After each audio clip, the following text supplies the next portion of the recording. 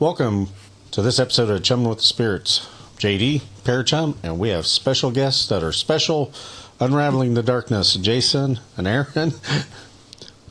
I mean, not short bus special, but special as in you have your podcast. He said it, not me. We're short bus special. You had it right the first time. whatever you can I was kind of bummed. We had some guests on our show, Short Bus Paranormal, and I was like, Were they that midgets? is great.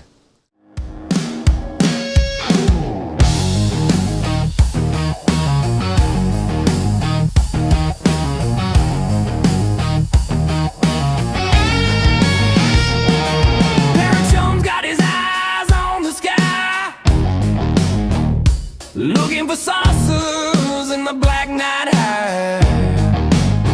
Abduction dreams and alien screams. He says they're out there more than it seems. JD's got a lens hunting for Bigfoot's trace, deep in the woods, in the shadows embrace a rush on the ground. He's frozen in place. Did you hear that? Something's on the chase. Chumming with the spirits, chasing the unknown. Answers we crave, but we're out here alone. The fear grabs high, but we're laughing in space. Spirits, cryptids, aliens, all hands chase.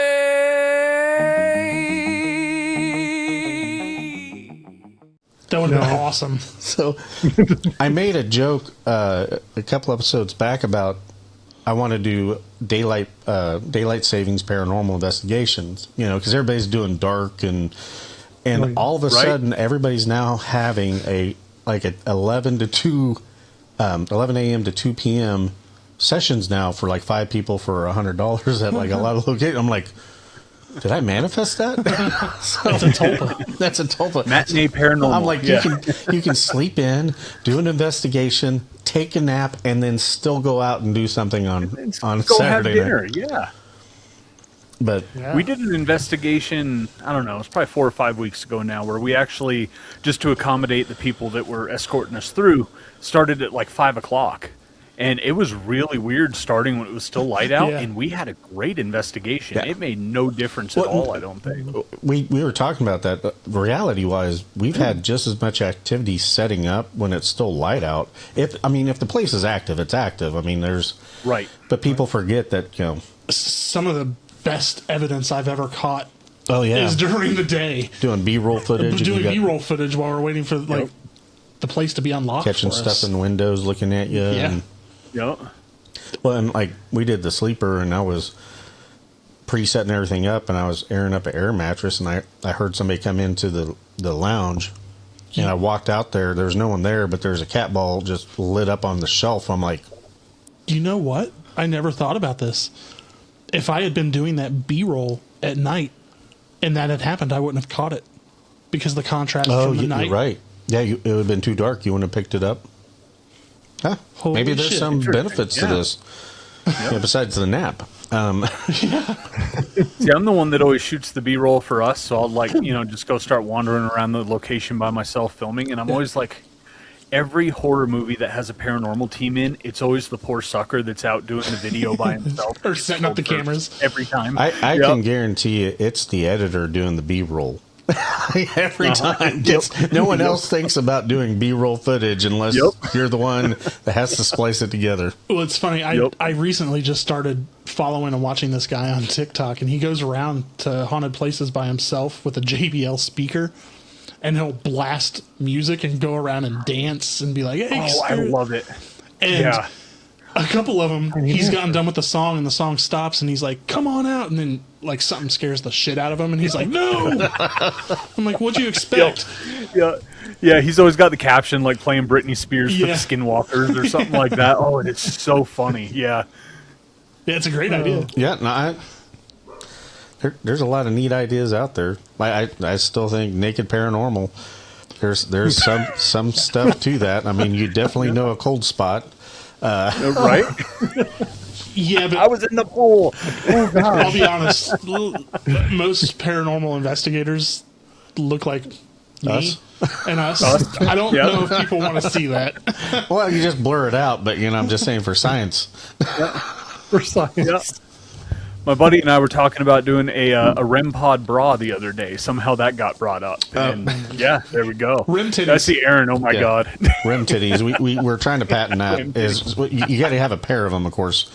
Yeah. We have a friend Not that's necessarily. Jocelyn from Jocelyn. Confessions of a Haunted Doll Mom. She has a rim rod, and it is what you think it is. It's even got a little smiley face. Oh my God. Tip's kind of sensitive. They went Yeah. even further, and the light on the tip lights up white, and the ones on the balls light up The blue. I'm like, I mean, really? I was We've impressed had with. Jocelyn on our show Yeah. as well. Yes, she's. Yeah. Yeah, we've had Jocelyn. Yeah. Well, It was pretty great. She was in the purple room oh and yeah. having issues with her computer and everything, and she went to her phone and came back in real quick, and then the lights started flashing because she went to something else that they couldn't mess with. Yeah. Yep. No, I Yeah. mean, I don't know how you have a room like that. Like I am old school. I only investigate my friends' house. I don't do my Right? own. Not your own? Yep. Yeah. Well, she's getting Yeah, what- she's getting a contribution from us. My friend Jason found this in an antique store. This doll that's It's just creepy. it's just creepy. That is freaking cool. Cool. Oh, So- we could send it to you guys. I'll take it. Sorry, Jocelyn. Well, I think we talked with you guys about that on our show, that we have started collecting stuff from haunted locations when we go to investigate. It's called stealing. But other than that, Right? Hey, we bought one. yeah. As long- you got a receipt. They, You're- they, I they mean, paid for the investigation. They should be able to get something from Yeah. it. Right? It should come with a souvenir. Yes. No, it was actually leave the money in the drawer and you're good to go. Yeah. But it was liquor, so evil spirits. Evil spirits. yeah. Dumas Brothel in Butte, Montana, had prohibition liquor. They had crates of it that wow. are still Oh there. no shit! And Let me see here. Does that say can you Fireball? get it? No, that's It actually says. Think you can get it clear, or should I just grab mine? Grab yours, because it won't let me unblur it, and we won't spend 10 minutes with me trying. that's fair. Make good B-roll. Leadzall. Leadzall, special lacquer finish, but it would have different labels. It'd say furniture furniture polish. Yep, auto or polish. vehicle polish or whatever. It was all the same design with just different words. But yeah, prohibition liquor. Do you Oh, think? wow. Do you think people ever got to the point back in the day where they couldn't afford it, so they would drink stuff like that? No, that's actual absolutely. liquor. Those were fake labels so they could get away. Yep. Yeah, they had. Yeah, they had crates of them. Yeah. They had crates of them in the basement. And I mean, God, these things survive floods. I feel like a You dumbass. know. Yeah, no. I mean, hey, people But- still do drink that kind of stuff when they can't afford Yeah. it, right? Yeah, I mean, Also, yes, because I mean, aftershave and all the stuff that's still used. Mouthwash. Right? Mouthwash. Yep. yeah. Right. Yeah. So I don't know if I should even say this. Probably not. Well, I knew someone who used to be a teacher, and this was back, 20, 30 years ago. Kids in middle school were soaking tampons Yeah. in alcohol and Yep. Yep. oh, That'd be Boofing fast. up the It's booty called hole. boofing. Yep. Boofing. Boofing. Yeah, because apparently it, 'Cause, it you know, goes it can't straight get in- any stranger, right? You got to give it this just absolutely crazy name of boofing. Yeah, I mean, we just had Everclear and Great Mr. Misty's in my day. right? You know, Mad I Dog. mean, what happened to jungle juice in a trash can? Yes. You know what I mean? Like, not once did I ever think, I would love to soak something in this and stick it. Yeah. Yeah. Like, no, No, never that- crossed my mind. So I think the thought behind it was that the cell layer in your It is. It anus absorbs thinner, way so faster. It just goes straight to your bloodstream. pretty much. And you're almost. I remember that because a lot of kids were having alcohol poisoning Yeah. because of it. Yep. So sad. Yeah, awkward conversation that you have to have with your kids on that one. It's like, all right, guys, sit down. We need to talk about this. Is that You know, worse the than eating doctor. a Tide Pod, though? I mean, there's a fine line. there is a fine So I line. kind of half think that was a falsity, legend? like Yeah. like a Urban distraction, legend? like an Oh. urban legend. Like kids weren't actually doing that. I could I be know wrong. who I could be think wrong. of when I think of eating Tide Pods is Gronk. Like, Gronk eat Tide Pod. And we just got canceled. Yeah. Yep, and we're canceled. Evidently, like he was supposedly like he's supposed to be like a Rain Man-esque when it comes to football. Like, Really? Oh, really? Yeah, Oh. like when they I forgot one of his teammates was talking about it. Like he knew plays. Like he talks like that, but like he like one play and he had it memorized. Like he knew all of them. It was like, holy cow! Like a photographic memory. Yeah, but I mean, it Yeah. was just for Yeah. that football-esque strategies. He just he could memorize it, and I'm like, that kind of That makes sounds sense. much better than Yeah. Rain Man-esque. Well, we're all on the spectrum somewhere. We sit in dark Right. corners, dark houses, and talk to nobody. Yep. Talk to empty rooms half the time. Yeah. Yep. So we kind of wanted to talk about like experiences in the paranormal that we've had.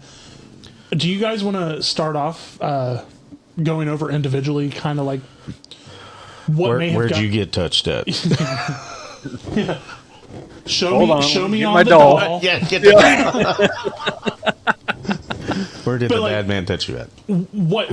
What started you in this pursuit of this field, and maybe some of the kind of the crazier things that you've experienced? Or just cover the crazy things you experienced. Yeah. I mean, usually when you start getting into experiences, that kind of covers why you're doing it still. Because Right. you're like, That's I want fair. more answers. I feel like I'm really muffled for some reason.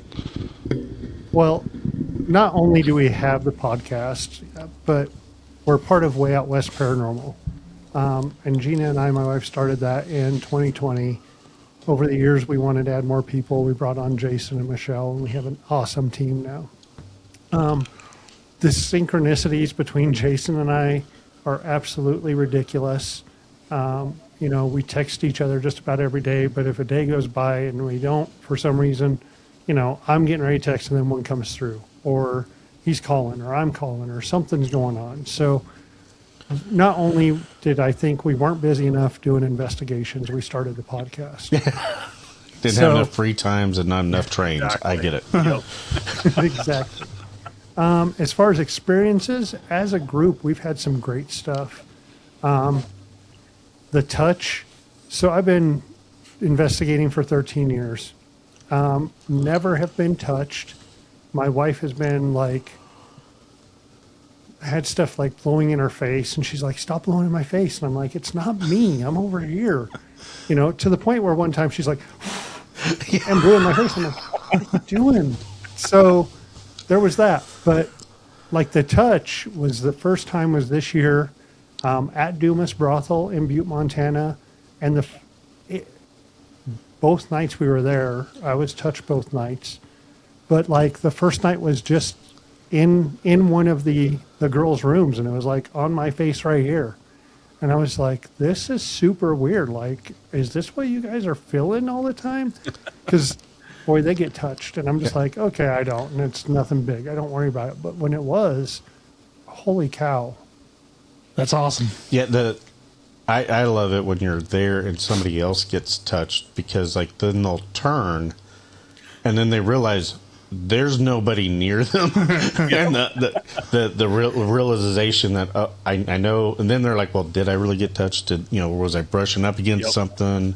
But yeah, the actual touching, the feeling it on your face. I've had it on the arm, like just a nice gentle caress of something, and I'm like, oh, that's definitely. And for me, the ones that happen to me, they're not like ice cold. It's like literally like somebody just put their hand on. Like a static. Not for me, wasn't it? No. Literally, like had I not been looking at my arm, I would assume somebody just came up and just brushed my arm, like I had dust or something on me. And you're like, especially your face, because you're not seeing anything. Yeah. One of the cool ones where you say it's like, you had just mentioned how it's maybe stopping or something, We were filming in Denver at a music venue. There's a long hallway, all these doors that were above the venue where the artist would stay. I just had this feeling where like don't look in this room. So I had 2 doors in front of me, and don't look in this room. Don't look in this room. Like something's saying, don't look in this room. And I'm like, guys, we're scattered down this hallway. And I'm like, there's something going on in this room. Jason's like, I'll go in. And you go in. Yep. Yeah, and I go in with the camera, and because of course I'm always the one that, you know, Aaron's like, yeah, we shouldn't go into that room. Something weird's going on. I'm like, oh yeah, no, I'm going in that damn room. So I go in, and yeah, I'm kind of, I'm filming, so I'm stepping back, right, and kind of to the side, just trying to get like a nice little panning shot of the room with everybody outside the door, and I bump into something on my left side, and I thought I had bumped into the wall because it was a smaller room, Yeah. and I turn, and I was still like probably 3 or 4 feet away from the wall. Yeah. And he's like, yeah. I just hit the wall. Like, it's pretty solid. And I look in, I'm like, you're not anywhere near the wall. So I bumped into somebody. Yeah. I was like, Yep. that's the person who said, don't look in that room. Yep. So that one was really cool. That was cool. Gosh. And then the second night at Dumas, we do a double Estes with the SB11 and put 2 people under. And same thing. I go under, and it was just too much. Like, I haven't ever come out of an Estes, but that night I was under for 1.5 to 2 minutes. Like, just bombarded with everything. And then, like, within that 2 minutes, I'd been touched on my leg 3 or 4 times. I'm like, it's too much. I can't do it. So Jason ended up going under then with Michelle, and they had a great Estes. Yeah, but the entire time I was under, I just felt like someone was looming over my right side, like just ready to just clock me. I felt that angry presence coming from the right. Yeah. And so, yeah, I totally knew what Aaron was, feeling. I didn't get touched during that session, but, I think it was definitely trying to get us out of that room. Well, Didn't tell- and then Michelle comes out, and she tells us, she goes, besides hearing everything, I really was being told they have left you. You're alone. That's Yeah. messed They're up. They're not here. And she goes, the only thing that made me know is like, you guys, that's the one thing we will never leave someone in a room by themselves to do an Estes. Yeah. They're just vulnerable to Yep. us. They're just too vulnerable. And we have that trust, and she knows, and she goes, I knew you guys wouldn't leave me. Otherwise, I knew she you was were going right to kill there. you if you had left. Jason had flopped out. Yep. He was right there. But yeah, it's a super intense place. If you guys get up there, it's an awesome place.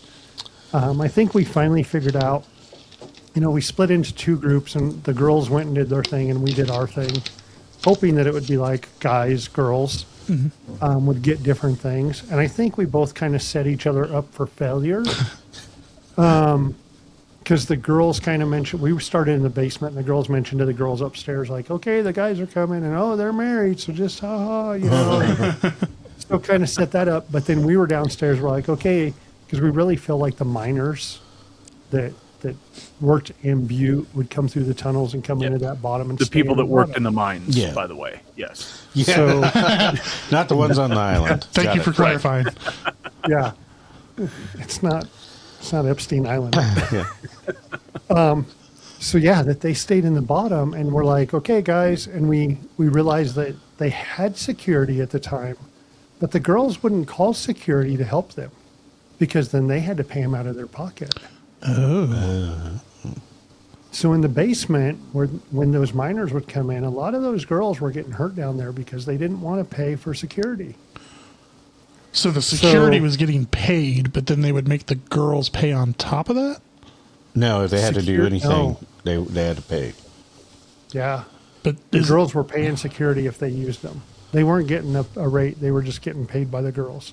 okay, so it wasn't like there was... I can't say that because I don't know. Maybe they were paid by the madam because you had the bottom floor that was like your miners and your people that couldn't afford a lot. And then you had the street level that was like regular people. And then Your average not only Joe. were the miners using the tunnels, but the politicians and the town's higher up people, were using those tunnels to get in. And then they'd go to the top floor where the high dollar girls were. So maybe security was being paid by like those upper girls. levels, and yeah. And if you're down in the bottom, then you got to pay them to come Yeah, to down. tip them or whatever. Yeah, they were double dipping. Yeah. So we had, the first night we had talked to one of the security guards during a spirit box session. We're like, okay, the girls are coming down and Tony's going to watch over them. And that kind of, we kind of set each other up to not, I feel, to not get as much as we did Yeah. because we were talking about that kind of stuff. So some we had to learn, but it's always a learning process, right? Yeah. Well, I got a quick question for you guys. Since you guys now have a podcast and you do investigations, are you trying to do... So I put investigations in like 3 different realms. You have your personal experience where mostly it's like a recorder. You're going just for the experience of things. Then you got a scientific method where you're trying to prove a theory. And then you got where, TV/podcast where you're going there, you're trying to catch something, right? Some entertainment. I don't mean make it sound bad, but entertainment, because you want, that's where the cat balls, that's where the K2s, the REM pods. You're not data logging when it happens per se. It may be a minor combination of, but as you guys now do this, as you're talking about carrying a camera in that, how does that affect you guys' investigations? Or do you have static cams? Are you carrying? Or are you even worried about it? Because like some of our best experiences, unfortunately, happens when the camera's turned the wrong way, or it's not on. So I was kind of curious how you guys handle all that. Since you guys have you definitely enjoy investigating and all that. Yeah, we've had to find a balance between, recording and, creating an episode or a documentary versus just going out and investigating for us, right? Collecting that evidence, just enjoying it. Because we film in a mix of infrared and white light. So in the white light, camera does kind of take away from the experience of investigating. You're not in that pitch black room anymore, right? You've got this big bright light shining on you, and so you can't see as far, and you're in that like content creator mode, I guess, right? More than investigating. So yeah, we try to do a balance. We've had places where, like the Knights of Pythias here in Cheyenne, that's our playground. I've got keys to the building, so I'm a member. We go there all the time. I mean, I've been investigating almost every weekend since 2008. Holy crap. Things always happen when cameras aren't running. Yeah. You turn cameras on there, nothing happens. Well, I mean, that kind of gets into physics and whatnot, because I'm sure you've heard of the double slit theory. Yep, double slit. Yeah, Yep. where you monitor it, it acts normal. You don't monitor it. It acts Yep. But also, you're also, to me, like locations change based off who's going and how often you've been there. I mean, to me, spirits are just, especially in the intelligence, it's another person. Yep. If you're brand new, they may not talk to you. They may not interact with you. Right. I mean, it also, you have to kind of look at the non-intelligent side of things too.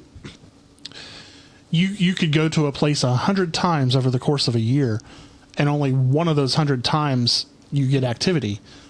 Could that be because that is the day and time that activity triggers, that actually happened? the right temperature, the right humidity, right barometric pressure to cause the event to go, and So I mean, and I was asking because we run into the same thing. Is it is easier once you get 8 static cameras set up to be able it's to not. tear down and setup's Lies. not easier. But there, you have a tendency to be able to capture more, versus the handheld. Because like every time we put a handheld camera in somebody's hand, they end up turning it the wrong way when something happens. Or it's worse than Blair Witch. Yeah. Oh yeah. Yeah. It doesn't look cool when you're taking off running. It's all over the place. Right. Or just set it down somewhere and forget about it. Just set it down with the I've done IR that light too. blinding one of the already static cameras in the room. No, we've had some issues. It's a learning curve. Yep. Like, I swear I started out this night with a camera. Or like the 6 hours solo, later. the solo in Whiteface. You know, I go down Whiteface House in Kansas, Yeah. you know, and it's like you go down to the basement and then you go through this little door in the cement wall, right? You guys have been in Whiteface, right? I have not been there. You yet. have. So you know what I'm talking Yeah. about. Oh, yeah. You go through that door and then now you're in the dirt and ash basement, right? For some reason that entire basement's filled up with ashes. Yeah, I wouldn't go And back then you there. got to like, yeah, and then you got to go like kind of snake your way around these cinder block walls. So you were like way back there, right? And I'm all pumped up to do it. And then we had one of our our previous team members. She followed me down and helped me set up cameras. You know, the static cameras looking at me, and then I had one. And none of the cameras that she had set up recorded. So we had like a 45-minute session with just a boring, POV facing forward as I'm sitting there asking questions. You know, so yeah, I totally get it. Yeah, I really jinxed myself when we went there, and that's where I spoke Latin, not knowing. Well, I knew what I was saying. Yeah. But from the second I stopped speaking, the atmosphere changed, and I did not like it. Have you had Penn Paranormal on yet? Yes. Yeah. Okay, so Yep. Ashley Penn, she invited me. I was able to go to the Garnett house. And I'm only bringing it up because, Justin Spurrier owns Whiteface and the Garnett. He was there. There's a small group. I realize people that have been doing this so long that have go to certain sites get acclimated. I might be able to screen share that if you want to. Screen share the thermal of the ball. Now, my IR camera, of course, died, but I had a thermal up running. Give them a second. So there's a closet up at the upper top stairs that has a ton of activity. People feel like they're being touched by it. A lot of times they'll put this ball in there, and you'll have to share the screen. Yeah, I know. Hold on a second. I messed that up. But yeah, the Garnett House, I'm so looking forward to finally getting in there. That's one of my bucket list places. Well, and I was so lucky. It was a spur of the moment. I got to be there with Justin Spurrier, who, he was on Ghost Adventures and their tech guy. Can you guys see that? Yep. Okay. So that's a closet. That chair, that's a folding chair in there. There's a cat ball on it. The two dots are a REM pod and a K2 meter. So that is a beach ball that got knocked out, dropped down to that chair, and instead of rolling off into the closet, got bumped out this way. But Damned. Now listen, you'll hear something. there's some people in another room. There's a small fire truck right below the camera, and that's what you're hearing move around. I didn't realize it had been moved till I came back in, and if you watch, we clipped it, but Justin comes in and moves it. But I was talking to Justin about it, and he's like, I probably have that ball coming out of that closet 50 plus times on my cameras and that. I just don't record it anymore. Right before that happened, probably about 10 minutes before I got that camera set up, he inflated the ball to put up there. So he puts it up there. He comes out, and we're just standing there talking, and that ball goes to drop and gets hung up on one of the boards in the closet. So it gets knocked down. It's hanging there. We're talking. He walks over to it, goes to push it back up where it needs to, and it spins before he touches it. He doesn't jump. He doesn't even blink. He goes, oh, and then puts it back up. I'm like, okay. And then I have Penn going, hey, I'm sorry, it's really not that active. And I'm like, we've had something move in every single room. We just weren't in the room when it happened. Well, one of the dolls actually chased Justin. Somebody else saw it, but it jerked towards them. But they didn't have, we didn't have a camera on it. But I'm like, we're getting loud thumpings in the attic. We have Estes going on. Every room had something. A doll got knocked down or ball got knocked. And I'm like, I think you guys have been doing this too long and are just used to the house, because that's not normal to have that many items move in a 6 hour. Yeah. He was like, you need to check your investigation privileges, because we've been doing this too long. And I know what she meant. Like, I guess the house will, when it gets really active, the mood, I mean, it definitely like shifts. It goes from, being in like a normal house, then you feel something like heavy, and that's where generally the grinner comes out. But talking with Justin was like, he gets 3 different, it was a brothel at one point in time, and that's what we ran into. Is he was trying to do an Estes, but we had some, I think a 17-year-old, a 16-year-old, and a 19-year-old, and he couldn't stay half of the stuff that it was coming in through the Estes session, because it was brothels talking about all sorts. The prostitutes were talking about all sorts of stuff. Evidently, they really like Justin. We're doing 2 nights there this year. I know. 2 nights in a row. You guys, you are going to have a wonderful time. Now you know to watch. Yep. Sorry. That was just to watch Penn say, "Hey, we left tonight because it got a little too crazy." I'm like, "That's bad." That's what sold me. Yeah, they told us that on the podcast. She was like, "Yeah, we had to leave one night because it was something in the attic. I don't remember what." And we left because it was just getting too much. And I'm messaging Aaron. I'm like, "Oh yeah, we're going to frickin'."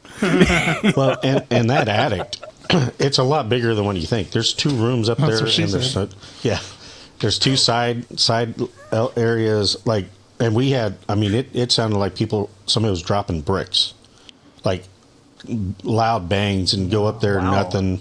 That closet's the upstairs one. You're definitely going to want to watch it. But yeah, and the first time I got to be there, Penn was giving us a tour, and she was by that closet, and I'm like 3 foot away from her, and she does that turn and looks, and I realized, she had the look on her face like she got touched by something, and she's like, "Oh, I thought you might have touched me." I'm like, "Nope, I'm back over here," and she's trying to figure out if it was her jacket that rubbed up on, like the door frame and that. And I'm like, no, you weren't rubbing against anything. Something just kind of briefed you. But the problem with that is all the activity was happening in other rooms compared to where we were at. But I mean, we had objects that had been up there for months getting knocked off. Like one doll here, one doll there. Kansas is known for its earthquakes. Well, like we had weird stuff, like we had tapping on a window upstairs. We're like, "Oh, it's the wind," and we open it up. There is nothing there. There's no tree. There's no branches. We're like, somebody's like, "Well, it's probably the wind." I'm like, "There's 3 other windows. Why aren't they tapping too?" Yeah, why aren't they rattling? Yep. Yeah. So no, you guys are gonna. It's a neat location. Definitely easy to. Like I just showed up. I didn't have my camera system with me. They do have cameras going there. You probably could ask Justin for some of that video if you wanted it. But if you guys need anything, let us know. That's cool. About an hour and 20 minutes from where we're at. Because now that you're talking about it, I never really thought about that experience I had with the mirror. It was in that closet. Yeah, in that particular heavy closet. Yeah, so our friend Jason likes to torture me and put me in places by myself to see what happens, usually with dolls or strobe lights. So he set me up in that closet that I never really thought about before, but it goes to the attic, and he had a mirror in front of me as I was sitting there staring at it, and he put a candle in front of me and told me to stare at myself in the mirror, and all of a sudden everything turned into the negative version, like how you used to get the negative strips of film. And then the whole mirror started to crack, and I could see between the cracks, and it was just like an infinity effect. Wow. And then I snapped out of it and everything was fine, but I wonder if did the mirror actually physically crack, or that was just a visual you were getting? Just the visual I was getting. Interesting. Wow. Yeah, that was the night we were there with Mike. Mike. Reading up on PSI. That's pretty interesting. Yeah, so another friend of ours group was there. PRI. PRI. Why did I say PSI? I don't know. too much pressure. But they were working on a random number generator theory to see if paranormal activity correlated with the random number generator that they had devised and developed. And apparently when I had that experience, the numbers stopped being random. They sink. They synced. Really? Yeah. So I don't know if it correlates or not. I just thought it was weird. So what else? Have you guys dealt with shadows or full body apparitions, or like what are some of your like, oh wow, I should have got that on camera moments? You're sitting talking about, hey, sorry there wasn't much activity tonight, but like you're like, this is amazing. That's how we are at the nights because we're there all the time. We also host some public events, kind of like you guys do, and we're lucky enough that it's a pretty active place, and people always get to see something or hear something. That's awesome. But it's the same thing for us. It's like, oh, this happened again, and oh, this is going on. But we have seen, they have, when you walk up the stairs into the nights, it's like a little living room area, and then you can turn and go into their lodge, and then there's a stage at the end. So we'll be on that stage and see shadow figures moving across that living room. And then one night, for probably 8 to 10 minutes, we had someone standing in the doorway of the living room to the lodge. That was during the double Estes. We had a private group that night. Things weren't really as what we expected, so we did a double Estes with Jason and Gina. When those two get together, it's like a super antenna. Like, we get so much, and like stuff will correlate. So it said something about a door, and we had a handle rattle on another door at that end. There's 2 doors at the end of it. So that this one's open, and this one was closed, and this door handle rattled when they were talking about a door. But for probably 8 minutes, we had just this shadow figure standing in the doorway. Like you could physically see it? Oh, yeah. Yeah. And these people were just like, they weren't moving. Like, I'm sitting there like, when is this thing going to leave? And we have one of the other nights that came up, and he was with us that night. God, how come his name just blanked? Keith. Gosh. We were just talking about that. Instigating. So Keith was there, and he'd never seen us do the double Estes, and he was like, this is crazy. Like, did you just hear this? And that's going on, and that's going on. And he's like, who's at the door? And it was just, and it stood there for so long. And then we went up just this past weekend, and Jason saw a shadow figure on the lodge floor. Again, there's always something that goes on when we're there. And you didn't run up and hug it? Right? I'm not getting close to a shadow figure. What are they? We had that time that I saw that man standing over your shoulder.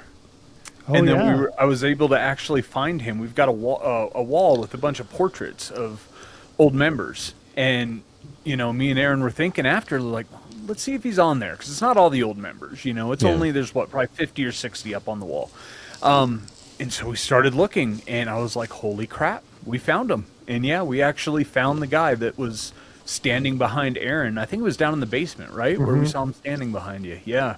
So that was really cool, being able to bring that back to a picture of an old member. The correlation, when you go, that looks like what we, those are pretty This neat. weekend we had something pretty interesting that we've never had. They have a safe that's behind some doors, and it's like this little thing to pull, and you got to get to it and all this stuff. It's really cool because that building was built in 1884. It was built for the Knights of Pythias. The state legislators met there in their 9th year. It's just a really cool old building in downtown Cheyenne. These guys are the longest, and not that I have found this, but just knowing when the building is built, they're the longest landowners in the city of Cheyenne. It was built for them. They moved in. That's it. Like, it's still them. So the safe is in there, and we always wondered how the safes had gotten in there. And we found some old insurance records that showed there used to be an elevator, because there's a really huge safe in an area too. And we have several spirits that we talk to on the stage. And one seems to rule over everyone. And we're like, you don't have the power to do that. You know, let others talk. And we finally kind of was stern and like, look, if you think you're this powerful, then do something. Gina left early. We stayed out talking in the living room for probably 20 minutes, and then we went back in. And the doors to this safe were wide open. Wide open. We thought that we heard something, and sure enough, he went back and he pulled the thing, and that's what we heard. We heard The the door. lock mechanism Wow. unlocking the doors. Now, debunking, because that's what we all do, right? Yep. We want to make sure that we're getting what we're getting. So I go up and I push the doors, and they'll stay to be locked. Yeah. Now you can pull them out a little bit, and they'll come out that far and stop. Yep. Like you can even try to bump them, and they barely move. They don't move. Yeah. And these were completely open. Well, So what was cool was we had heard that noise, right, of the locking mechanism, but at that point we didn't know what it was. We were coming back in from hanging out in the living room, and I walk right past the safe. Didn't even register to me that the doors were wide open. And we hear what sounds like almost like shuffling feet right there in front of the safe. And I turn, shine the flashlight on the safe, and me and Aaron both look at each other and we're like, holy shit, you know, this was not open. Like it's never open It was- because we always keep it closed. Because, you know, how often do you find a hidden safe in a wall? Yeah. You know what I mean? So like when I bring people up there, I like to show them, you know, oh, look at this, hit the little contraption, and the doors pop open, you open it up for them, and there's this, you know, late 1800s, you know, safe, and they've got the same one at a prison museum in Laramie, Wyoming, that was blown up by Butch Cassidy. Oh, wow. During a train robbery, exact same. So I'm working on getting them pictures of that. Are you so they getting can touched? put that Did you up. just touch me? No. See, there we go. Yeah. Things getting fired up. What do you guys run into that? We notice the more we talk about paranormal activities, the more we have activity happen, even while we're doing the podcast. Yep. Like, Yep. and- Well, I mean, Usually when you it's were on more our with our- show, you were in the hotel. yeah, I got the orbs It- going all around me. That I was still, wild. Light anomalies everywhere. Did you ever go back and look at yeah, them? yeah. I it's cut freaking one of weird. them and threw it up there. It was one of the first orbs because like the first one was when we hadn't been recording, and then we started recording. I got that first one. I need to go back and get the other two. No, there was like 5. There was a But bunch. That was really cool. That was a new hotel. There was nothing. That's what they want you to think. Well, and that was what the other weird thing was. That wasn't IR. That I had the lights on. That was Right. right. And they looked like they were emitting their own light. Like Yeah. it didn't look I like mean, a they were bright. reflection. Yeah, it wasn't like it was a moth reflecting something. No. So I don't know. Yeah. Right. So that we get that stuff a lot. I just It's didn't know usually our if you guys. guests that have that issue more than us. Like they'll have noises or they'll start cutting out. We were talking to a demonologist, and yeah, stuff started cutting out when we started getting into the demon side of it. Like her audio started cutting out and all this, and it was just so. Usually, our guest, like Jocelyn, she was having the electric issue with her computer, so she went to her phone, and then the lights in the purple room started flashing on and off. To be honest, know. that's why we have our Can you make that DVR. happen here? Yeah. That'd be cool. Our DVR system is power over Ethernet. It's not wireless because we There have you go. so many issues with wireless Yeah. technology. And we still have issues with some of our DVR. Yeah. They'll still mess with the camera here and there. You have to reset it. But Wow. Yeah. well, and So now to throw this to you guys, you know, when we had you on the show, we were talking about Gettysburg, and you said that you had been out to Gettysburg. I mean, I have, yeah. Not, right, GD had been out. Yeah. I'm the world traveler. Did you investigate while you were there? The last time I went out, I booked I booked the ghost. So they have ghost tours, and then they had an investigation. And I'll be honest, I lucked out. The gentleman, he'd been a paranormal investigator in the area for like 20 years. So we went to the covered bridge. We went to the suicide bridge, which is it's a modern bridge in the same area that a bridge was back in the era. and then we did a battlefield that is still, it's not on federal lands, it's in the city. We had more activity at the Suicide Bridge. The bridge that was a Really? bridge that used to be a bridge now Well, are yeah, it's a bridges. newer bridge. Well, Meta bridge. Yep. we had an obelisk that was going off. We had a music box get set off like nobody was near it. And I was talking to him, and we had some stuff come across that was on the obelisk, was like answering questions to us. So it was, and, we're out in the middle of friggin' nowhere. Yep. And he was like, he said he'd brought something that he had heard horses before. It's been, hear like a horse coming through. But he says like they liked the music box. They liked the obelisk in that area. Yeah, our microphone stands like amplify. But talking about that, Aaron, I know what you're thinking of when you heard that. Anyway,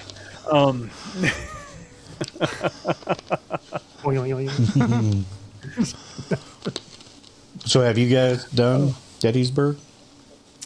We did. I did it quite a few years ago, and then this year we went out as a group. Something that Gina and I were doing as a vacation. We offered it up to the others, and they're like, "Yeah," and we all went out. Great time. This is another of my souvenirs. When they say stay off of the fields after dark, We got the they mean stay off citation. the Yes. fields after dark. I had just gotten a new thermal, and Jason's in the back seat, just telling the guy, "We were just seeing if we could see some animals out here." well, it's true. We had just seen a fox like Yeah. 2 minutes before that. And, True. yeah, we had some thermal pictures of the fox, so it wasn't a total lie. This year we were able, if you go to the edge of Seminary Ridge, it turns into Confederate Avenue. Okay. That is just at the edge of the park. The park actually starts at the rock fence, not at the road. So we were on the road, we stayed on the road, we investigated right there, but it was still some amazing stuff. And Jason could tell you about some of that stuff. When I went 3 or 4 years ago, we were on the fields at night. We got out there about midnight and stayed till like 3:30 or 4, and it is so amazing. I can see why they don't want people out there. Yeah. I Yeah. mean, and we all need to abide by that, really. Yeah. So Don't get but citations, bugles- people. Don't break the law. There are places you can go. Well, so that was the where we were at it's a baseball, or it's a park with a baseball field, and it's in city limits, and they have authorization to be able to be there after dark. I gotta use the restroom. Yep. And what was kind of weird about that one, like we didn't get a whole lot of activity other than in the trees. Like there was a tree line, and you could hear stuff in the trees. None of us were going to go into the trees. It's dark out. I didn't have my thermal. I had an IR camera with me, and I'm like, yeah, we had 2 other people, and I'm like, you can go there. I can at least see you. We're like, no. Well, let me tell you, Jason went in the trees. Yep, of course. I was just going to say, yeah, I went in the trees. Yeah. But I mean, it makes sense because there was a lot of guerrilla tactics. A lot of people were in the trees because that was, at least you had some cover versus being out in the field. Yep, you would either have spies or, your sharpshooters would be in there, stuff like that. Yep. So Seminary Ridge is the first day battle. That's where the Confederates came in, lined up their cannons for the first day. As we're looking at these cannons, and we have some equipment right there because the cannons are still on this side of the rock fence. So, and they said for every 2 cannons you see, there were 6. Oh, really? So every 2 that were still there were 6. And we did the tour, and we drove down that road. And I counted at least almost 40 cannons along that. Now times 6. That's just So it was nuts. just crazy. The amount of smoke those would have been generating. Well, Right. that's actually where we found out that was it silver nitrate causes rain clouds, is because of those battles. They had so much smoke coming up that a lot of times it would cause the clouds to start raining in the middle of the battle. Really? Yeah. Sorry, I'm full of odd facts. No, that's awesome. Yeah, I've never heard that. So we're getting some great hits. Jason's paramilitary, and he's like, well, if these cannons are here, then they would have set up like a little camp back about this far. Yep. Next thing I know, he's walking into the trees. Yep.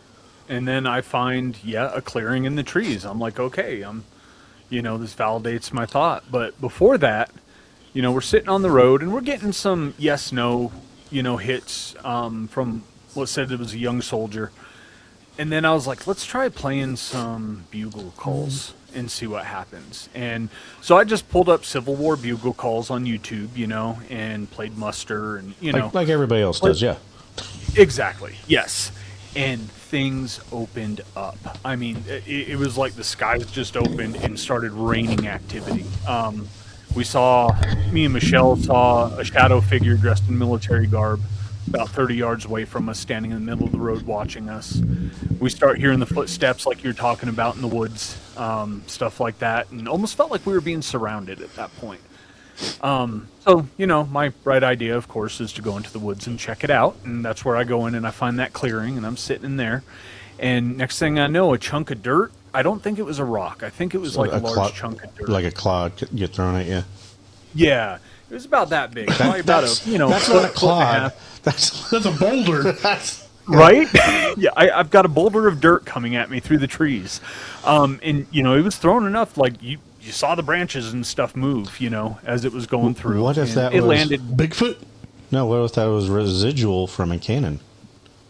Yeah, I didn't think about that. Because, I mean, when they hit, you'd have large chunks of dirt get thrown. Yeah, that muzzle blast tore up the terrain. Yep. And then plus, the dirt that would get thrown back from the cannon itself actually being pushed back. Yeah. So I got that, and then all of a sudden something comes sprinting at me through the woods. Full-blown sprint. You can hear it crashing through the woods. Aaron had the thermal pointed on me at the time, and you can see me. I'm standing there, right, just normal, and then the dirt gets thrown at me, and I kind of hunch down, and I'm pointing the flashlight forward, like, what the hell was that? And then, we get the noise of something running at me. Absolutely nothing on thermal. Nothing at all. And, this was a good enough thermal it could break break through the brush coverage, right? So, like, I'm very confident in saying there was nothing with the heat signature there that was running at me. And then Gina, who is the sensitive of our group, starts getting these, voices or someone telling her, you need to get the hell out of here right now. So there's two things that happened at that time, actually. So he's in there and he has the Novelist or something. I don't remember if it was Novelist or phone app or whatever. But Gina and I are standing on the road looking in with the thermal, and whatever he had says ominous warning. Yep, ominous and warning. at the same exact minute that we hear that, like the same second, she's like, something is telling me we need to get the fuck out of here. Yep. And whoever it is like, leave now. And But not then at the meaning same that they're time- trying, like, protective, like, you guys need to go. So, And But then at the same time, something was trying to lure me into the woods because I was using GhostTube, the phone app. And I started getting Marilyn wants you to follow her. And I'm like, no, I'm not following Marilyn into the woods, right? Yeah. Like, I'm not. And then it says, Marilyn wants you to come now. And I'm like, I don't really care what Marilyn wants. I'm not doing this. Like, I'm in this thick woods in frickin' Pennsylvania. Stuff's going on. I'm not following Marilyn. Sorry, I'm not doing it. so is this is gonna be a rabbit hole? Sorry, Bring it. he's looking at me like, please don't. Bring it. I'm sure it's the app, because I'm, like, super skeptical of them. Parachum here from Chumming with the Spirits podcast. We have all had those horrible mornings after a long night out from drinking with friends. But what if that could all be avoided with a simple gummy? That's right, a simple gummy could help reduce the effects of the worst hangovers you could possibly imagine. Liqueur's special product contains electrolytes, antioxidants, vitamins B6 and B12, as well as prickly pear and milk thistle to help counteract those previous night's endeavors. Get rid of those next morning discomforts and get on with your day-to-day routines without missing a single step. Make sure to visit their store at www.liqueur.com, liqure.com, and use code CHUMMING, CHUMMING, at checkout to receive your 20% discount today.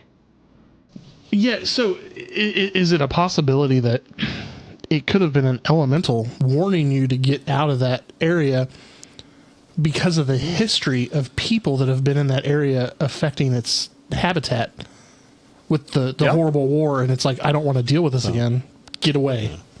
Yeah, That's possible.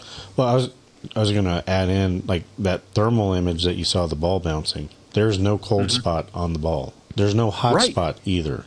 So as you're talking about, you hear something and you hit the thermal, because I always thought you'd get like a cold spot or a hot spot. You know, more likely a cold spot because we think that's, but you'll hear stuff moving and there's not the signature that you like would recognize. And then a battlefield's being in the woods is not the same as being in a haunted house. No. You know, there you got 360 degrees all around you, and like we didn't realize it. Like, my thermal's okay.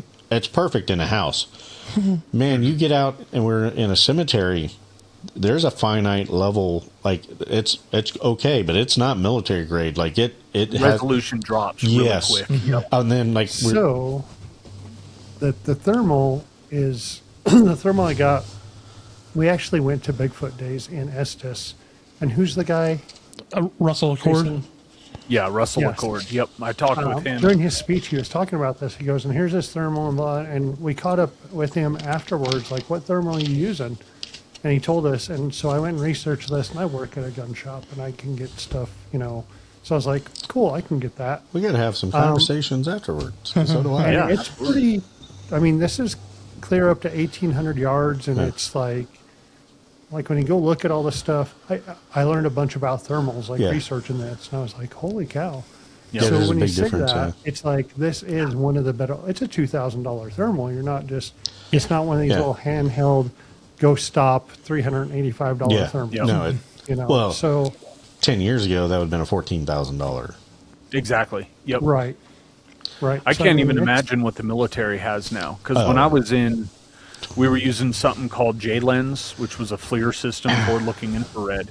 And this thing was, I think, $10 million. And it was a ball mounted up on this 200-foot tower. You had to charge it with liquid nitrogen, you know, so it was, you know, below. Well, wait till you check out the new optic that they have. That's thermal IR range finding. It's on the. I forgot how many. It's like $100-some thousand for this unit that they're getting ready to put on every squad rifle. Oh God. Yeah, I was like, but I was like, I wouldn't mind, because like the range find, the thermal, and then the IR all built in, because it's designed for a long range to be able to pick stuff up. And that was something. As we're going, like we were out in the woods, brush makes it very difficult, you know, to start seeing unless you have a really high resolution thermal. Like I said, mine are the cheap ones, or the $300 ones. They work great in a house. But the minute you get in an open area, it gets weird. And I mean, but I also want to pick up the red thermal from Vietnam. One of these? The Dyson. It's not a red one, but this was my dad's when he was in the military. Infrared. It can see like 3,000 yards. Is that a low light or infrared? It's a low light. Yeah, because that my dad had the same thing. He had a pair of binoculars that were low light. The Starlight. Starlight, turns moonlight, like half moon, into like daylight when you're looking through them. I was like, holy cow. You know, but they're amazing. The light amplification, But yeah, when you have those, you know, the lower budget thermals, we'll say, because I don't want to call them cheap. No, they still work really well. Temperature gradient starts becoming a problem too, because you don't have that sensitivity of the sensor, right? So if you have something that, you know, especially on a cool night, say you're out in the 60-degree night, and then you have something that's causing a 25-degree cold spot, you may not see that as well because you're just not catching those gradients. But I mean, going to something that's got a screen that's like 3x4 or whatever it is. It's really nice. It's a 5-inch screen, 5-inch Yeah. Oh, nice. LCD Yep. screen. So, But- yeah, it was great. First time, first trip and using the thermal, and we were very happy. Yeah. What an area to use it in, by the way. Oh yeah. Oh yeah. I mean, because that's That was like, really the first time we had used it too. I mean, that's like the perfect environment is because of the area that you're at, the battlefields and all that. I mean, you really need that type of. So Now you need to go after Bigfoot. can I? I'm just going to say, I'm really glad That's the why I thermal got it. didn't catch anything, though, because I would still be catching shit from these guys if I came hauling out of that woods because of, like, a little fox or, you know what I mean, like a mouse or Yeah. something like that. Like, so at least I've got that. So I want to propose a question to everybody in regards to. We'll use Gettysburg. Gettysburg? We'll use Gettysburg as an example. Ease up there, KOA. Wow. So say Gettysburg, the timeline, it happened, right? Horrible event, a lot of catastrophe. They didn't preserve it. God, I can't talk tonight. They did not preserve it, and housing developments and stuff got built on top of it. Do you think that activity would still exist Yeah. without the historical landmark aspects? Ever since I've been to Iraq, I think that places hold energy. There were places we've been, and I won't go into too much detail, but there were places we went in Iraq performing various missions where you just pull up and you're like, there's something about this place that is freaking bad. Like, evil shit happened here. And yeah, I really do, especially, atrocities or genocide or large number of casualties. Yeah, I think that definitely stays where it happened. Well, and then the building structures, the certain material seems to hold things because, like, Yeah. I had talked to some soldiers, and they were talking about that certain areas, like they would hear like a replaying of the battle, like that happened like either months ago or whatever in the middle of the night. Temperature would hit just right, and they would start hearing stuff, and they go check it. There's nothing in the area, but they're hearing rifle fire, ricochets and stuff. Yep. Now, Yeah, and over there you're dealing with like mud huts, sandstone type huts, and then flagstone, stuff that's pulled out of the river. So a lot of granite. So you've got the porous materials, right, that are said to hold energy, but then you also have the granite, school of rocks that are With the crystal definitely and- supposed to hold. Yep. Now, do you? I know in the paranormal field we tend to gravitate towards negative energy. Do you think a location can store positive energy? I think that's why the Knights is haunted. The Knights was a place where everybody gathered. There's pictures that we have from 1912 where, I don't know, there's probably 60 or 70 people, Aaron, for that Halloween party. I wish I had the picture with me. Yeah. It was, you had the meetings, and a lot of deals got done in that building, right? In the building of Cheyenne and the establishment of the city. But then you had the whole family side of it too. We're very, very big into, family and all that. So I really think there was a lot of positive that was at the Knights of Pythias, and I think that's why there's so much activity there now. I think there's a lot think of. there could- Yeah, go ahead, Aaron. I think there could even be positive in Gettysburg. I don't think everything is negative or is someone who's trying to be freed or whatever. But I mean, I think there could be positive there as well. You had, our town we've grown over the last 10 years, but our town was 50,000 for so long. And that's how many died in Gettysburg, the size Yeah. of a town Yep. Yeah. died in Gettysburg. You had 2,000 people that had to take care of You the know, bodies. Yep. And how Right. many volunteers did you have taking care of these soldiers from Yeah. both sides? I mean, you have the hospital row that was buildings that were commandeered to do makeshift battle hospitals, right? And they were using doors. They were using, any piece of wood they could find to use as gurneys and surgical tables. People that just really wanted to, save these injured soldiers and put everything they had into it. And I think, if someone was working on someone, they survived, you have that energy too. So why Yep. couldn't you have good with bad?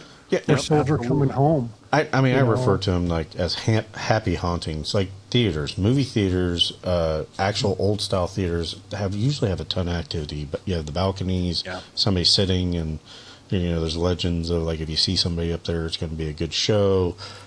You'll hear people in the orchestra pits and all that. And I honestly think a lot of these homes, especially like McIntyre Villa, the bigger.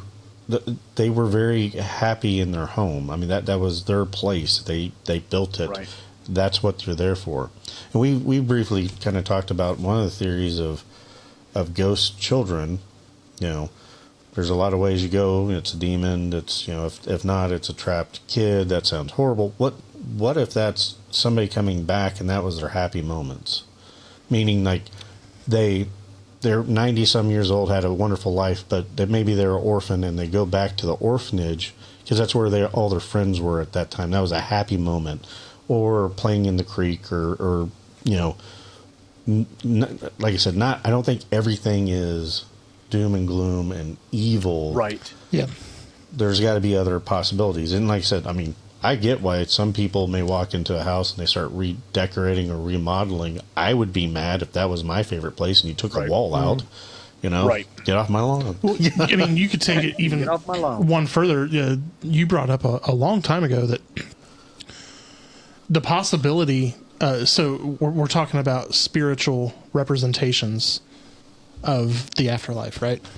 You brought up the point at one of our older episodes that the possibility, if you see like a ghost that's either white or black, like no color to it, that person may have been colorblind. So that's their self-representation.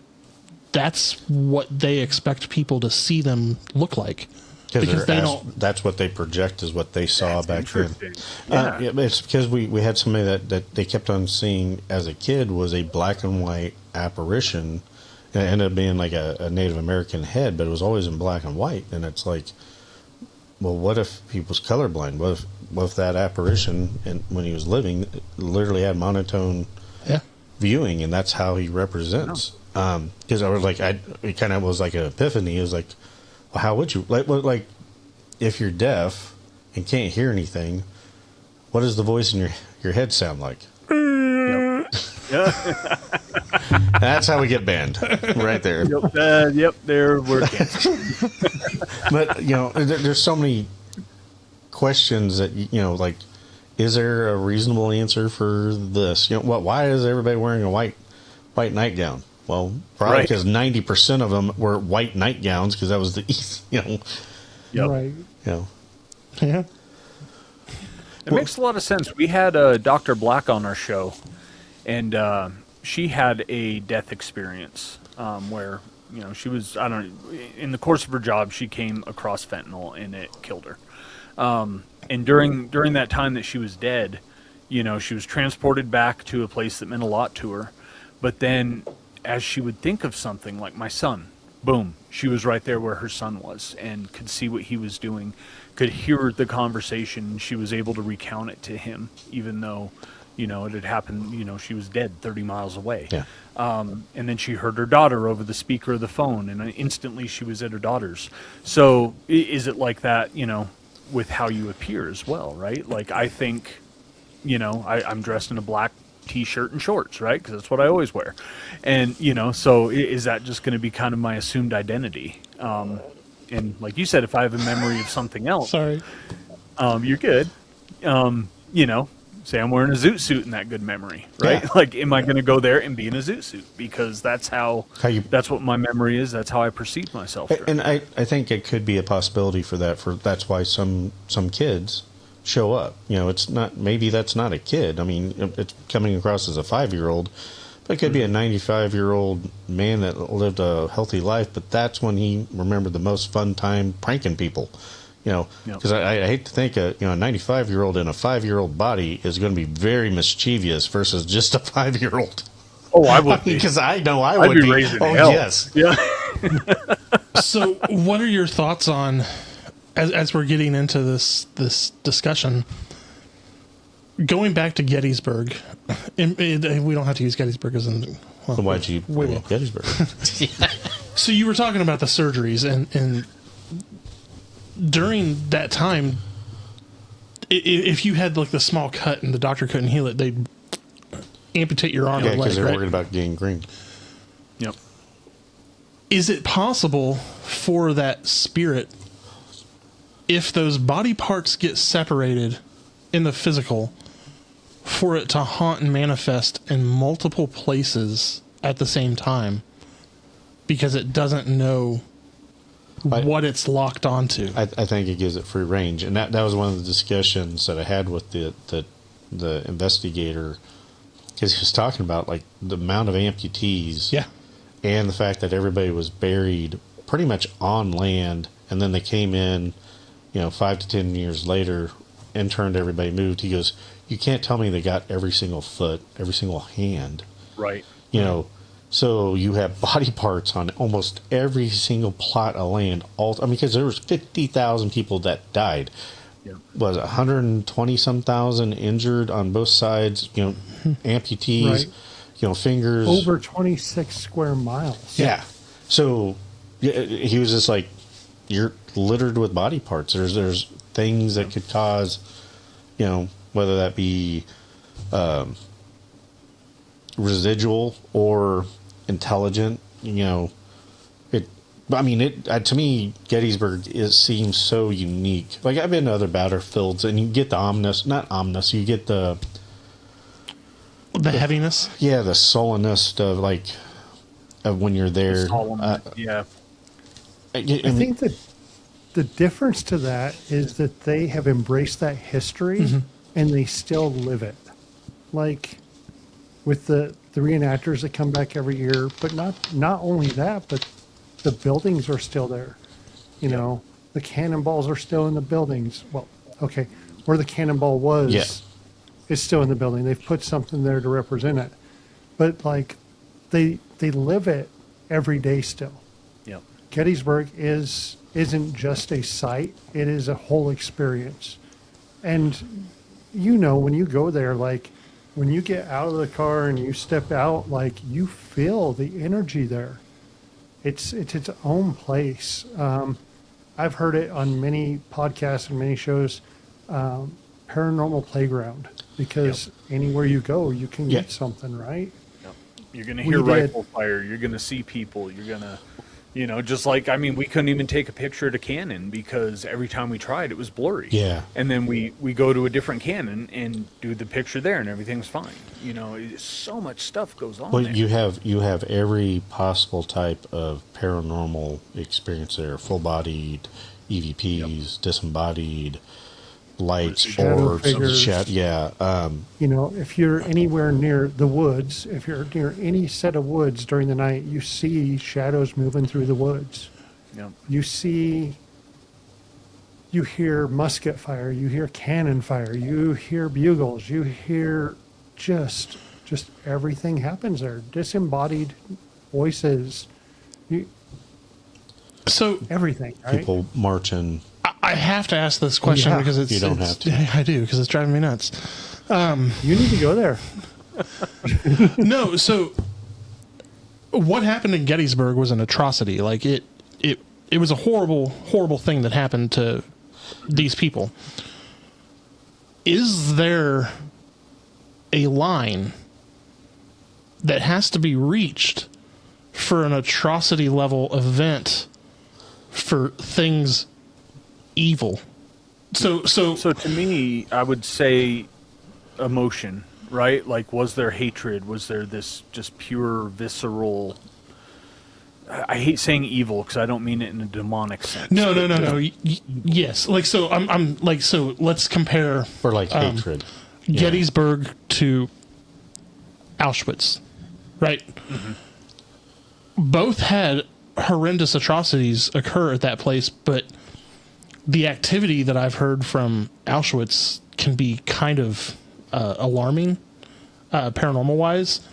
Mm-hmm. And I agree with you. I think it's the emotion of what happened there was, I think, a little bit more severe than Gettysburg. Would you agree with that?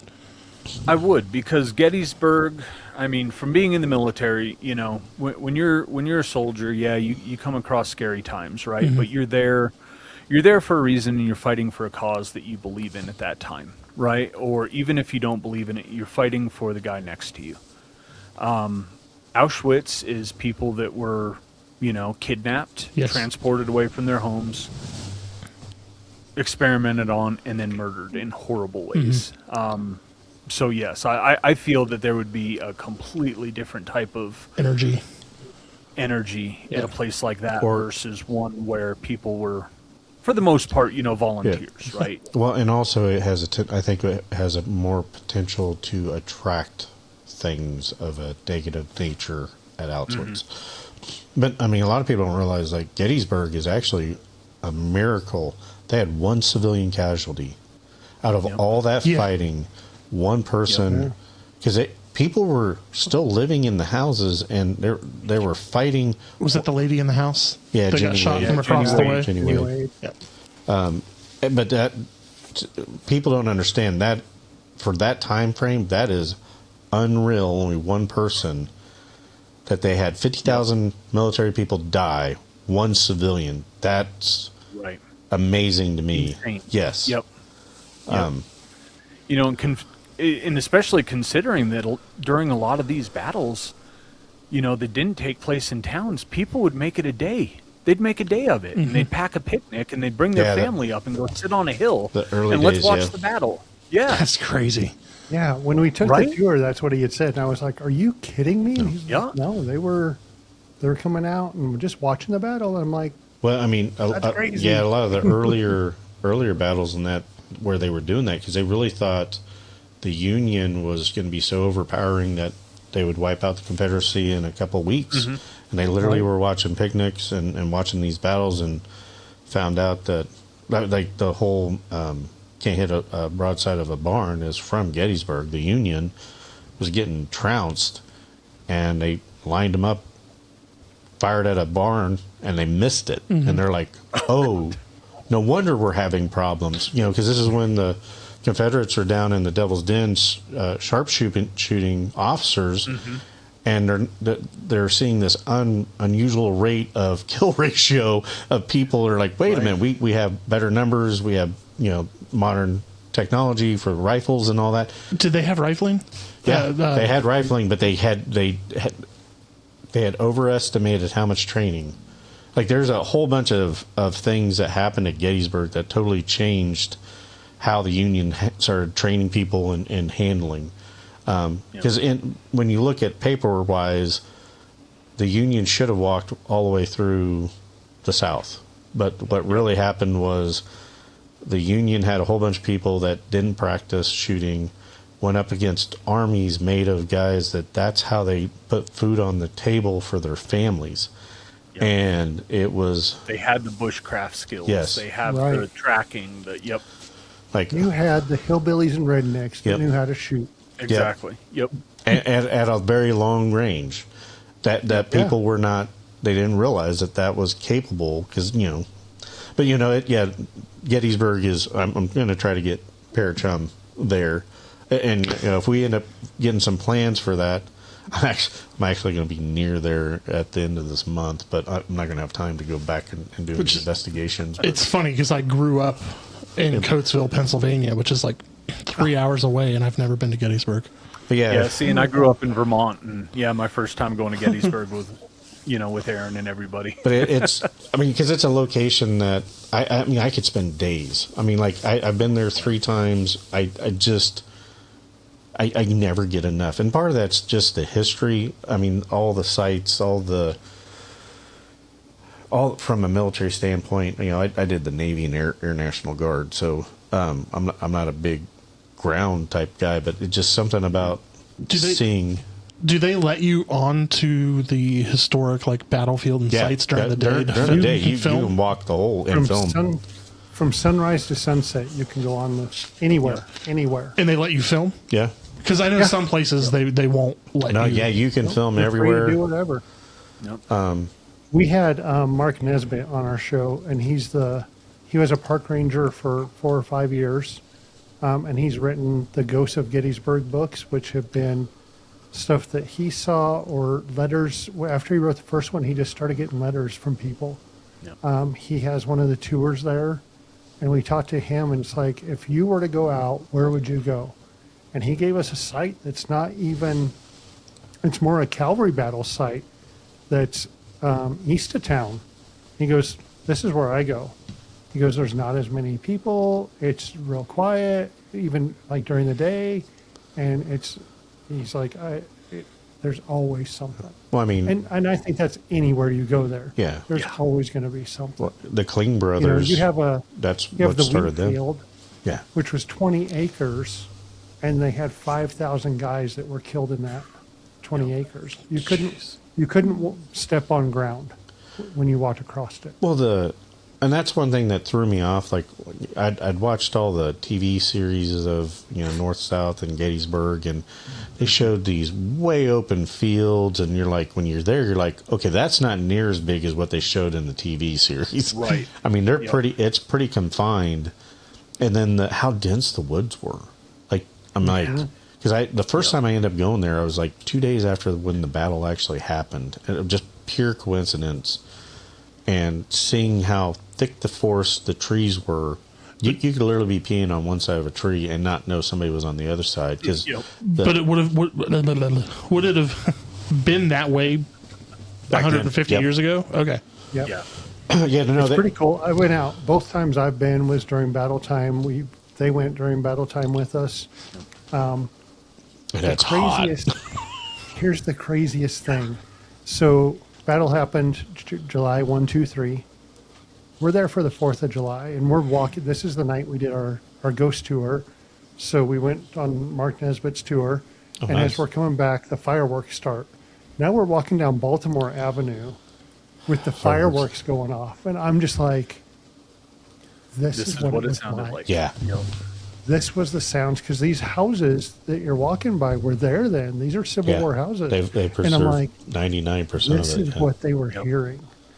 And it just, like, I'm getting goosebumps now thinking about it. Like, it was so cool to walk and hear that. Very stuff sobering at that to walk time. down the roads at night. And then here. And what made it even more was where we were walking, you couldn't see the fireworks. So all you hear is the boom. it's the boom of it launching and then the boom of it exploding, right? And it was like, I don't know, to me, it took me back.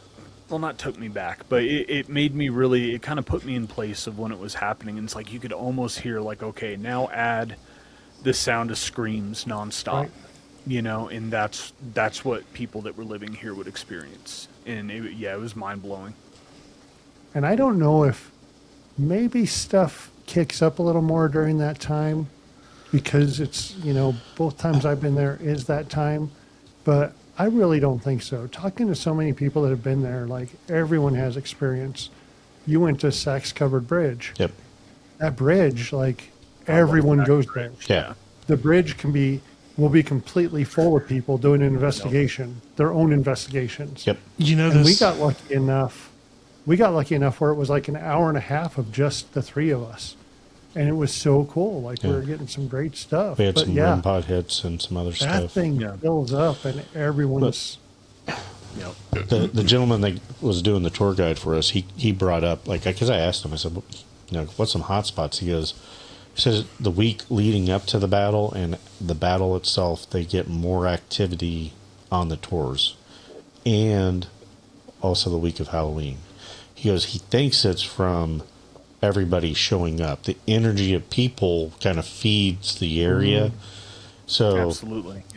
that's what, the ghosts are there. They just, you have more people, more devices, more energy that they can kind of pull from.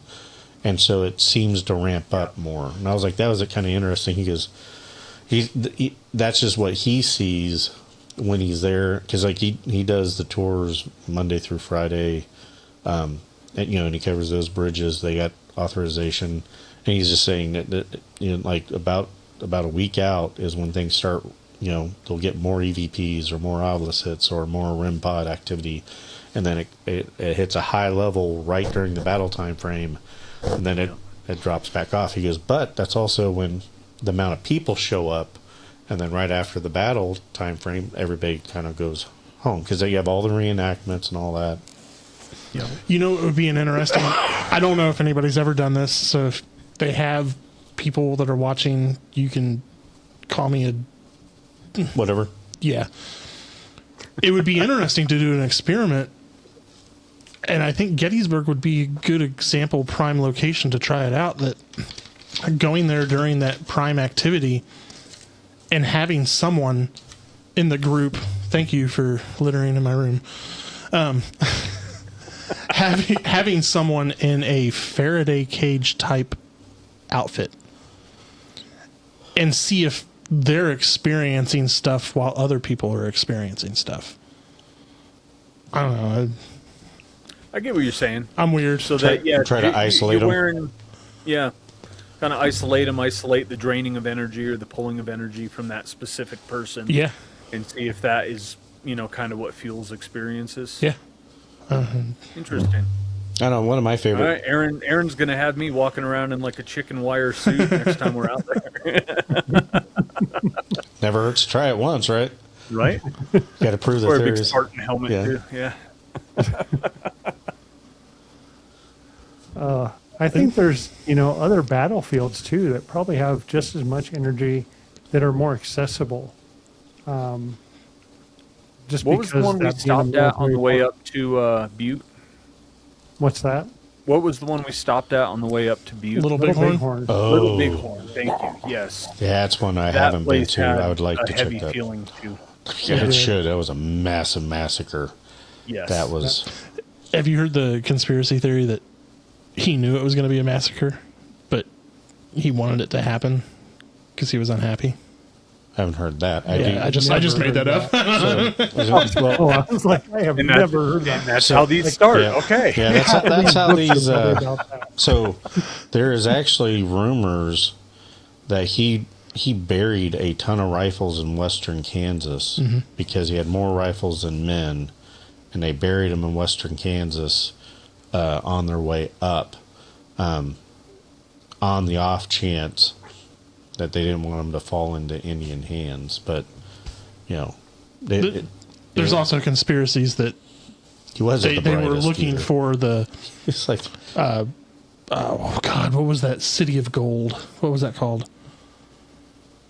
El Dorado. Oh, They were actually El Dorado. Yeah. Okay. yeah. They were actually the reason they were up there was to look for El Dorado because that's what inspired the National Treasure movie. yeah. But see, now I can't believe you. Is this a new conspiracy theory? No, I know. I read that on the intranet. No. Oh, it's true then. Yeah, Cool, well, it's gotcha. definitely true. Yeah. Trust everything you read on there. No, the Little Bighorn, No, that would be- pretty neat to go Yeah. check out. Yeah, It would be a it's super it was cool heavy. place. It's funny you bring that up, Jason, because here I am. It's like show and tell for me. Hey, I went to an estate sale last weekend and I got this cool Custer Sitting Bull Little Bighorn battle. It's painted on a maple leaf. That's cool. God, that's see, That's pretty neat that came takes out. I would like to delicate touch. take a metal detector and go through that because like they still find round balls from 45 and Yep, and the mini balls and all that. Yep. Yeah. I just think that's so cool. Then you hear horror stories of like ghost towns, and you pull something from a ghost town, and then you have nothing but bad luck until you mail the rock or whatever back, and Yep. I know. I feel we're going to do that one of these times. Yeah. just film it. Just film it, Yeah. and it makes it okay. Oh, as long as it's on Yeah, camera. and nothing happened. It's all for research. It's for science. Yep. So I know it's getting kind of late for everybody to close this out. Do you guys mind telling everyone where like they can go to find you Yeah, your home address and to find more that's out on about next. you? So if you guys can go back through and maybe edit out some of that. yeah. Oh yeah. But Yeah, blur it. So they can find us. Unraveling the Darkness podcast is live Wednesday nights on Facebook and YouTube, our Facebook page and YouTube. And Way Out West Paranormal, which is our group, is also on Facebook and TikTok and Instagram. Trying to do a little more over there and get those up and going. But yeah, so we're doing If anyone's in the Cheyenne area, we're doing another Friday the 13th investigation. That's coming at the up. nights. So it's always an active place for us. We love doing investigations there. This is an oddity for a year to have it twice in a year, isn't it? Twice. Yeah. 3 times this year. Oh, is it 3 times? There's another I one? think there's another one in November. Wow. I knew it was at least 2. Usually it's just one, And then right? Halloween is on a Saturday. I don't know if that's a good or a bad thing, having a bunch of Friday the 13th. Yeah, because if I'm not mistaken, it's usually one time a Only if year. you're at night, November. November. There's one. Wow. because that was, Friday the 13th, October 13th was the Night Templars when they. Yep. So what's All got 13 arrested. times 3? 26, 39. So Facebook I'm trying to do like numerology and see if it means anything. are the main places, and of course you do your lives on Wednesday night, every Wednesday. Yep. Every Every Wednesday. Wednesday. New guest every Wednesday. Something that, we love to talk paranormal. I am more a ghosty guy, and Jason is, likes the cryptids and the Missing Bigfoot. 411 and yep. Oh, all that that's stuff. maybe we'll need to have you guys back on, and we'll talk about Cool. 411. 'cause Oh that- yeah, we can get going on Yeah, 411. when you start laying maps over from like Yeah. Indian names, the national forests, and then throw in the cave systems, you're like, Yep. that gets a little weird real fast. Not just cave systems, but ley lines as well. Yeah. That's Yep, where it ley gets lines really as well. weird. Yeah. Yeah. And we're still Yep. trying to figure out the right combination. We've gone Bigfoot hunting and got like a shadow creature. We went UFO hunting. I got to see orbs. I mean, like orbs, like will-o'-the-wisp orbs. I'm like, I guess I got to start doing Bigfoot calls in a haunted house. I don't know, because I haven't had a There cryptid you go. experience Yeah. or UFO. Just trying to get that all figured out. The rock, paper, Bigfoot, Sasquatch, Yeah. Nessie deal. We need to talk Yep. about UFOs too, because that's Yep. I love UFOs. that's my yep. big thing. Especially with all Oh the yeah, we'll nerd out on that. Yeah, with the Yep. military, the tic tac, the breaking the sound barrier with no shock waves. There's the G's. Just from a scientific standpoint, is to me Yep. is fascinating. But I love haunted locations just because of the history. I could sit in a Victorian house and nothing happened, and I'm still good because it's just a beautiful location. Right. It's like being out in the woods. Oh, I'm an nice. Yeah. architecture guy. Like, I do like these old, and that's. Here's the thing, right? We're going into these old places to investigate. We're not going into something that was built, 15 years ago and waiting for some girl to scream, "It's Bertie, bitch!" So we're just. I hope that happens. So that old architecture is so beautiful, and you get to sit in these buildings and take it all in. Especially the 1800s to early 1900s, the Victorian era, the stonework, the woodworking and everything. Especially like the city halls, the libraries, the Masonic lodges, because there's so many different fraternities back then that it was more. I mean, you didn't have social media; you had to have a social club. But some of them are just breathtaking. And then you get something thrown at you, you're like, yeah. Yes, even better. And see, that's one thing I love about the nights is that it used to be silk wallpaper. Oh, wow. Everywhere, right? And it's like floral pattern. It was silk and velvet. And they painted over it to preserve it. So now if you shine a flashlight on it, in an angle, instead of just being a textured wall, it's textured in the old wallpaper texture. So all the flower patterns. Oh, and stuff. That's So cool. That's kind of there forever now, which is really cool. And There is 4 spots or 3 spots in the lodge floor where it's the original paper. Yep. It wasn't painted Yep. over. Right. Yep. Luckily, because some of us are lazy, and it wasn't us. It was a while ago, but people just kind of painted around a picture frame, and then you take the picture off, and it's like, oh, cool, we got some old wallpaper there. So when you find it, because we know you're getting ready to do the Garnett House sometime this year, where is that? Where is that Like a evidence rock going to get? concert every time Yeah. that goes off. Well, where are you going to put that evidence up at? Is that on your Facebook page, or Good is question. that you going to do a channel and? That'll be over. We'll do some lives on the WoW page, and then we'll probably do something on the Unravelling page. When we get done with investigations, of course, we got to go through all the evidence, and then Jason's doing our editing. and making episodes, and that can be found on YouTube. Oh, yeah. So 4 years Whale later, Wars Paranormal. you'll have the. Yep. No, Yeah, just- pretty much. It's a bear. Like we It still is. like you grab the stuff that you actually know that happened, and then you have to go through the other stuff just to make sure you didn't miss something. And we always do. Yep. yeah, we Oh, yeah, always miss always. something. And then somebody else Yep. will have somebody else watch stuff just to double check, and they're like, "Oh, how'd you miss this?" And they're like, "I don't know how we missed it, but we did." Yep. And then once you have all your rough cuts, you're looking at about an hour of editing per minute of video. Yeah, you for guys an said that episode. because So, it's And then you got to make it interesting. So, like when I used to make Then, yep. the YouTube videos for spooks, like people may not realize that part of the investigation they see at the beginning of the episode was actually at the end of the investigation. So it's like you got to find that the right naturalness balance. to it. Yeah, I think we do try to keep it, and just from the ones that we have on there now, from like some Chronological. of the places that we've investigated, Yeah. we do try to keep it chronological. Yeah, when and you're that's going 2 nights, we try not to, but we try to keep it that but way. and I kind of missed that about the first few seasons of Ghost Hunters, where they showed the dull times that they were showing real investigations where you might get a little spike here and there, then nothing, and then. Yep. Oh, okay. And then they go to another house. And then I think it was after the 3rd season, they started just cutting it up more with more. Because a lot of people don't know that like they're there for multiple nights. It's not just one night when they're trying to get activity. Like what we run Right. into is trying to figure out what location works with what equipment.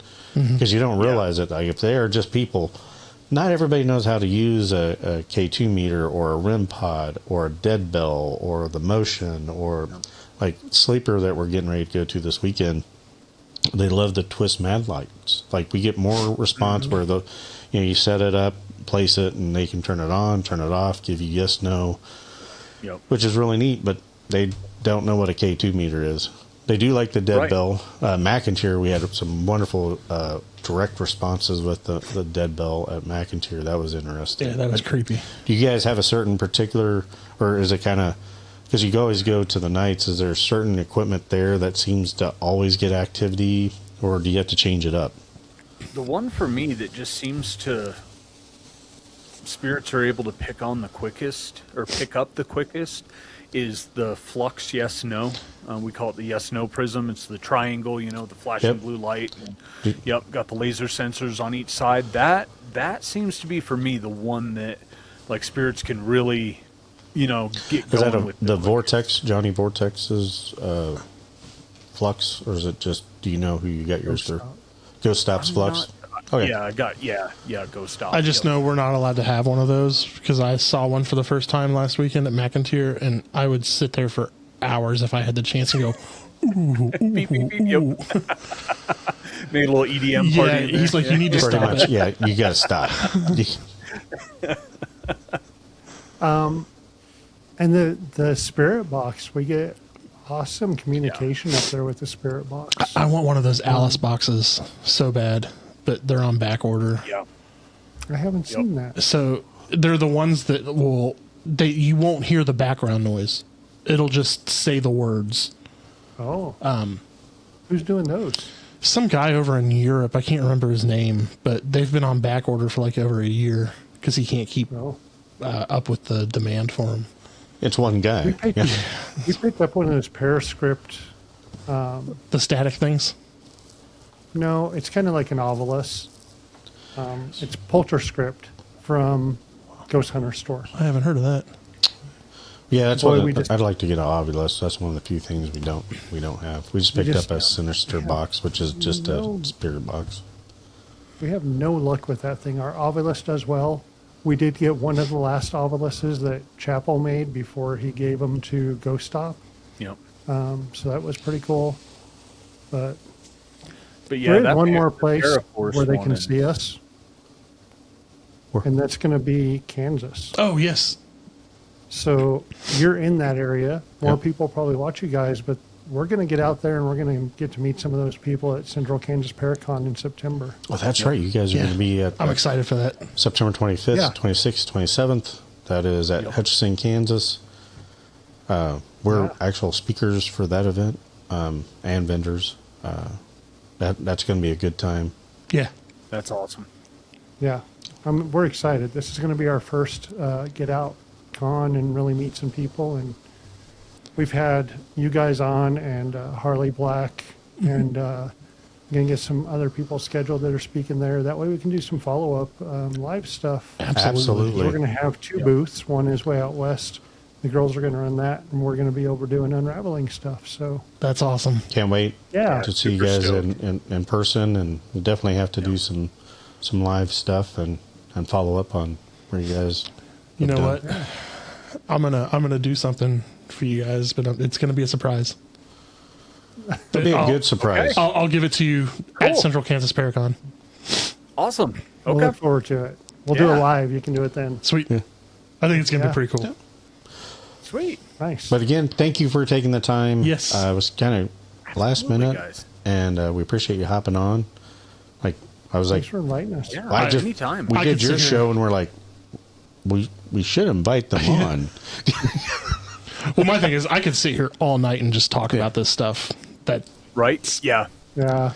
And That's why we. That's why, started the yeah, podcast. that's why we found we had to limit ours to like 45 minutes Yeah. because we do a live show, you know, and yeah, 45 minutes to an hour. If not, Jason starts going down rabbit holes and all That's- this other that's stuff. the whole and, point of and the we're at 2 podcast. hours. Yeah.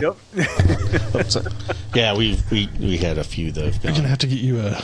Yeah, I'm gonna have to get this like a hanging mic, like announcer style. But thank you again. Yes. Look for Unraveling the Darkness on YouTube and Facebook, and then Yep. you'll have the links to your paranormal group. And we'll see you in Central Kansas Paracon, Yeah. September. I look forward to good. meeting you guys. Looking forward to it.